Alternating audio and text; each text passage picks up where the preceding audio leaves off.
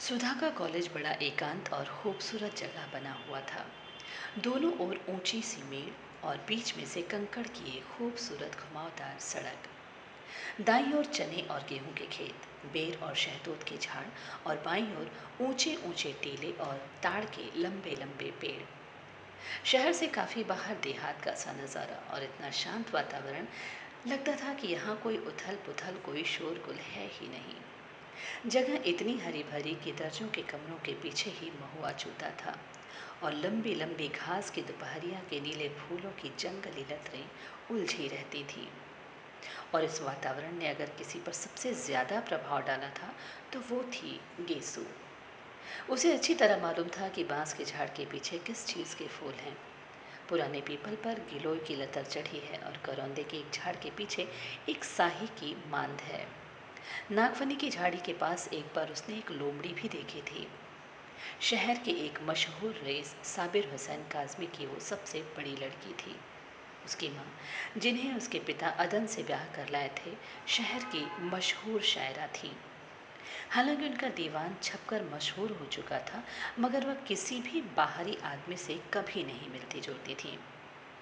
उनकी सारी दुनिया अपने पति और अपने बच्चों तक सीमित थी। उन्हें शायराना नाम रखने का बहुत शौक था। अपनी दोनों लड़कियों का नाम उन्होंने गेसु और फूल रखा था और अपने छोटे बच्चे का नाम हसरत।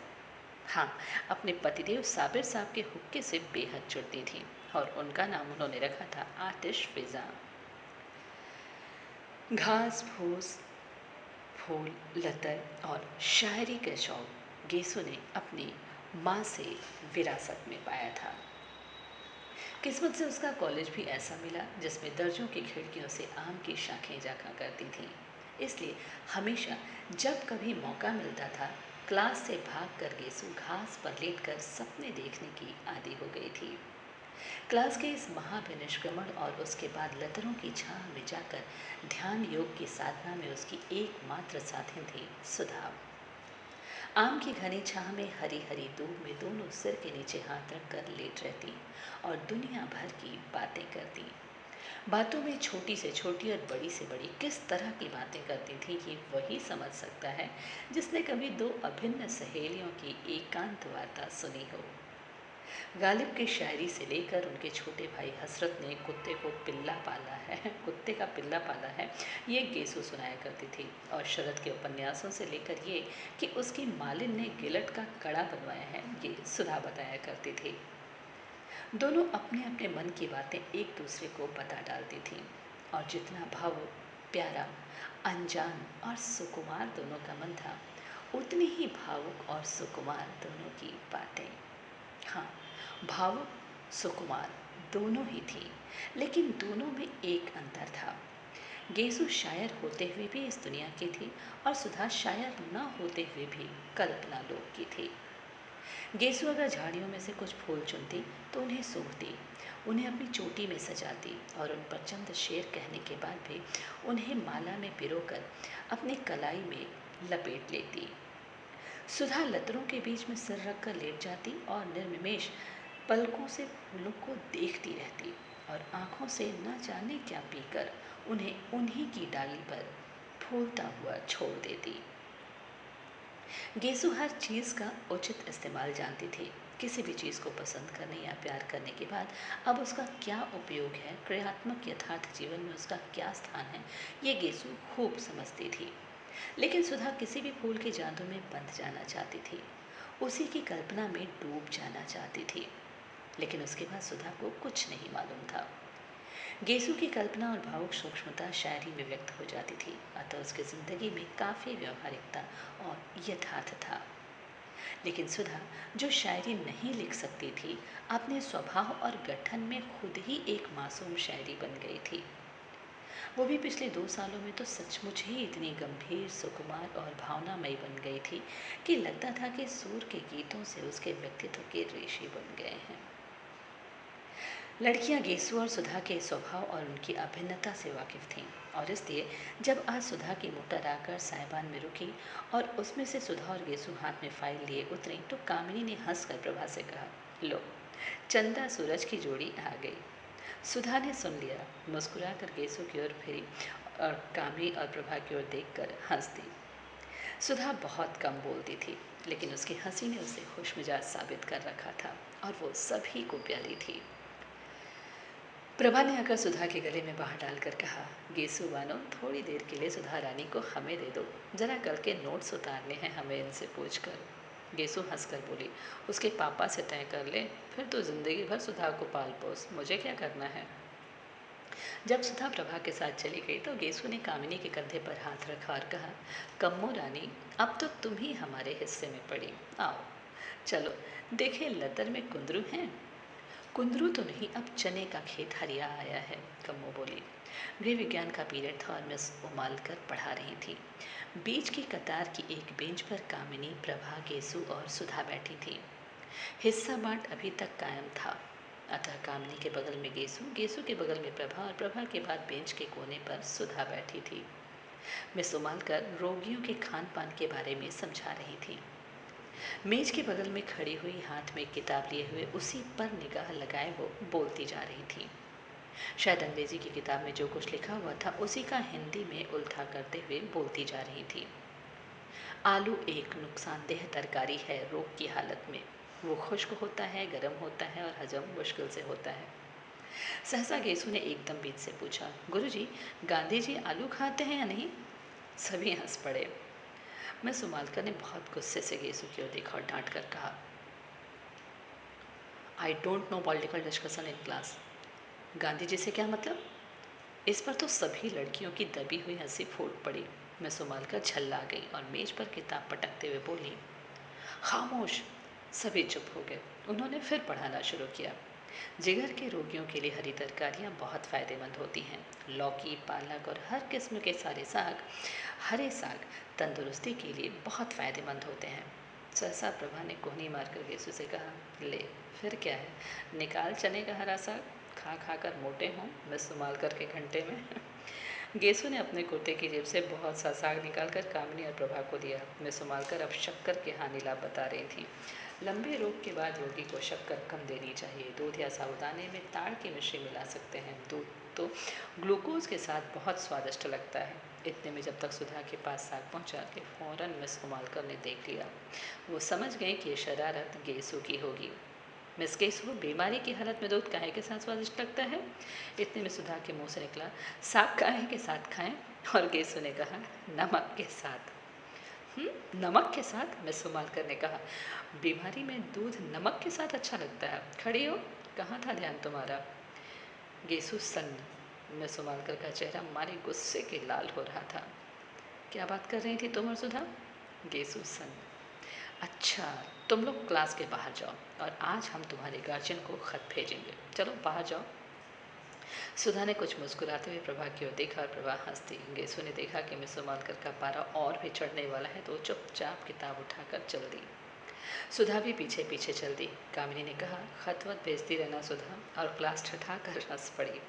मिस उमालकर गुस्से से नीली पड़ गई। क्लास अब खत्म होगी और रजिस्टर उठाकर चल दी। गेसु अब अभी अंदर ही थी कि वो बाहर चली गई और उनके ज़रा दूर पहुँचते गेसु ने बड़ी अदा से कहा, बड़े बेआबरू होकर तेरे कूचे से हम निकले। और सारी क्लास फिर से हंस दी। लड़कियां चिड़ियों की तरह फुर्र हो गईं और थोड़ी ही देर में सुधा और गेसु बैडमिंटन फील्ड के पास वाले छतनार पाकड़ के नीचे लेटी हुई थी। बड़ी खुशनुमा दोपहरी थी। खुशबू से लदे हल्के हल्के झुमके गेसु की ओढ़नी और गरारे के सिलवटों से आंख मिचोले खेल रहे थे। आसमान में कुछ हल्के रुपहले बादल उड़ रहे थे और ज़मीन पर बादलों की सांवली छायाएं दौड़ रही थीं। घास के लंबे चौड़े मैदान पर बादलों की छायाओं का खेल बड़ा मासूम लग रहा था। जितनी दूर तक छां रहती थी उतनी दूर तक घास का रंग गहरा काई हो जाता था और जहाँ जहाँ बादलों से छनकर धूप बरसने लगती थी वहाँ वहाँ घास सुनहरे धानी रंग की हो जाती थी। दूर कहीं पर पानी बरसा था और बादल हल्के होकर खरगोश के मासूम स्वच्छंद बच्चों की तरह दौड़ रहे थे।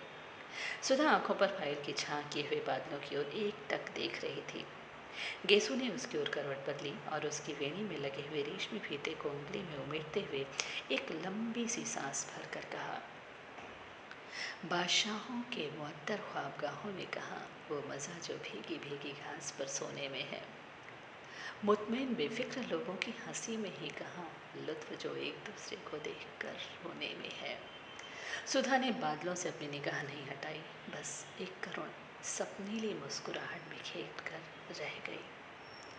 क्या देख रही है सुधा? गेसु ने पूछा। बादलों को देख रही हूँ, सुधा ने बेहोश आवाज़ में जवाब दिया। गेसु उठी और सुधा की छाती पर सिर रखकर बोली, कैफ बरदोश बादलों को न देख, बेखबर तो न कुचल जाए कहीं।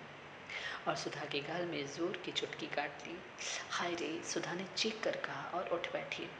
वाह, कितना अच्छा शेर है। किसका है? पता नहीं किसका है, गेसु बोली, लेकिन बहुत सच है सुधे। आसमां के बादलों के दामन में अपने ख्वाब टाँक लेना और उनके सहारे ज़िंदगी बसर करने का ख्याल है तो बड़ा नाजुक, मगर रानी बड़ा ख़तरनाक भी है। आदमी बड़ी ठोकरें खाता है, इससे तो अच्छा है कि आदमी को नाजुक ख्याली से साबिका ही ना पड़े। खाते पीते हंसते बोलते आदमी की ज़िंदगी कट जाए। सुधा ने अपना आंचल ठीक किया और लटों में से घास के तिनके निकालते हुए कहा, गेसु, अगर हम लोगों को भी शादी ब्याह के झंझट में न फंसना पड़े और इसी तरह दिन कटते जाएं तो कितना मज़ा आए। हंसते बोलते पढ़ते लिखते घास में लेट कर बादलों से प्यार करते हुए कितना अच्छा लगता है। लेकिन हम लड़कियों की ज़िंदगी भी क्या। मैं तो सोचती हूँ गेसु, कभी ब्याह ही ना करूँ। हमारे पापा का ध्यान कौन रखेगा? गेसु थोड़ी देर तक सुधा की आंखों में आंखें डालकर शरारत भरी निगाहों से देखती रही और मुस्कुरा कर बोली, अरे अब ऐसी भोली नहीं हो रानी तुम। ये शवाब ये उठान और ब्याह नहीं करेंगी, जोगन बनेंगे। अच्छा चल हट बेशरम कहेंगे, खुद ब्याह करने की ठान चुकी है तो दुनिया भर को क्यों तोहमत लगाती है। मैं तो ठान ही चुकी हूँ, मेरा क्या, फिक्र तो तुम लोगों की है कि ब्याह नहीं होता तो लेटकर बादल देखती हैं, गेसु ने मचलते हुए कहा। अच्छा अच्छा, गेसु के ओढ़ने खींचकर सिर के नीचे रखकर सुधा ने कहा, क्या हाल है तेरे अख्तर मियाँ का? मंगनी कब होगी तेरी? मंगनी क्या किसी भी दिन हो जाए, बस फूफी जान के यहाँ आने भर की कसर है। वैसे अम्मी तो फूल की बातों से चला रही थी, पर उन्होंने मेरे लिए इरादा जाहिर किया। बड़े अच्छे हैं, आते हैं तो घर भर में रोशनी छा जाती है। गेसु ने बहुत भोलेपन से गोद में सुधा का हाथ रखकर उसकी उंगलियां चिपकाते हुए कहा, वे तो तेरे चाचा जात भाई हैं ना, तुझसे तो पहले उनसे बोलचाल रही होगी? सुधा ने पूछा।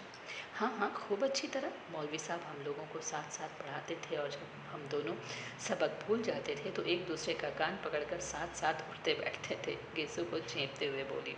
सुधा हंस पड़ी। वाह रे, प्रेम की इतनी विचित्र शुरुआत मैंने कहीं नहीं सुनी थी। तब तो तुम लोग एक दूसरे का कान पकड़ने के लिए अपने आप सबक भूल जाते होंगे।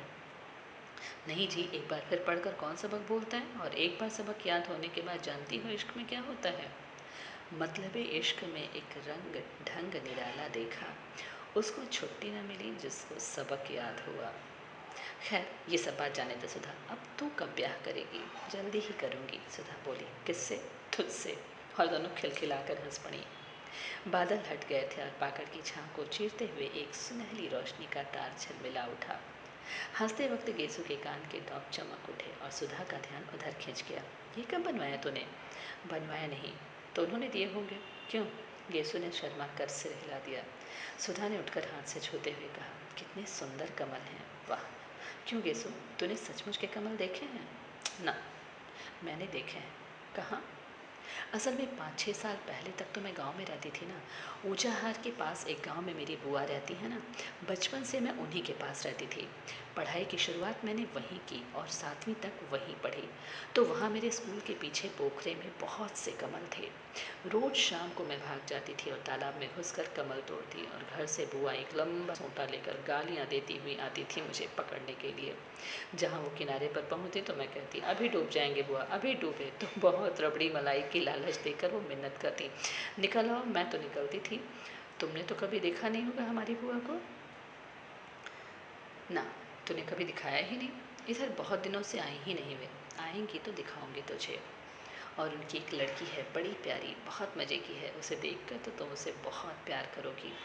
वो तो अब यहीं आने वाली है, अब यहीं पढ़ेगी। किस दर्जे में पढ़ती है? प्राइवेट विदुषी में बैठेगी इस साल। खूब गोल मटोल और हंसमुख है, सुधा बोली। इतने में घंटा बजा और गेसु ने सुधा के पैर के नीचे दबी हुई अपनी ओढ़नी खींची। अरे अब आखिरी घंटे में जाकर क्या पढ़ोगी, हाजिरी कट ही गई, अब बैठो यहीं बातचीत करें, आराम करें, सुधा ने अलसाए स्वर में कहा और खड़ी होकर एक मदमाती हुई अंगड़ाई ली। केसु ने हाथ पकड़कर उसे बिठा लिया और बड़ी गंभीरता से कहा, देखो ऐसी अरसोही अंगड़ाई ना लिया करो, इससे लोग समझ जाते हैं कि अब बचपन करवट बदल रहा है। थक बेहद झेप कर और फाइल में मुँह छिपाकर सुधा बोली, लो तुम मजाक समझती हो, एक शायर ने तुम्हारी अंगड़ाई के लिए कहा है। कौन ले रहा है ये अंगड़ाई, आसमानों को नींद आती है। वाह, सुधा बोली, अच्छा गेसो, आज बहुत से शेर सुनाओ। सुनो, एक रिदायतेगीर है, एक रिदायतेरगी है और ख्वाबे कायनात, डूबते जाते हैं तारे, भीगती जाती है रात।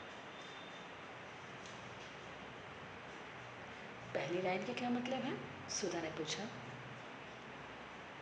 रिदायतीरगी, रिदायतीरगी के माने हैं अंधेरे की चादर और ख्वाबे कायनात के माने हैं जिंदगी का सपना।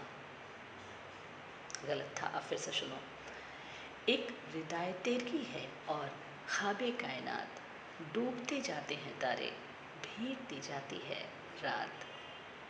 वाह, कितना अच्छा है, अंधकार की चादर है, जीवन का स्वप्न है, तारे डूबते जाते हैं, रात भीगती जाती है।